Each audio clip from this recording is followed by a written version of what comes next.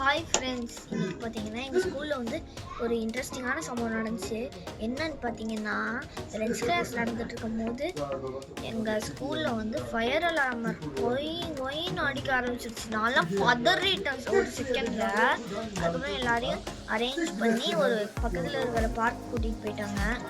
என்னன்னு பார்த்தா அது வந்து ட்ரைனிங் ஃப்ரெண்ட்ஸ். ஃபயர் அலாரம் அடித்தா என்ன பண்ணணும்னு ட்ரைனிங் கொடுத்தாங்க. அதான் இப்படி சொன்னாங்க. இந்த வீடியோ பிடிச்சிருந்தா சப்ஸ்கிரைப் பண்ணிடுங்க. Bye friends.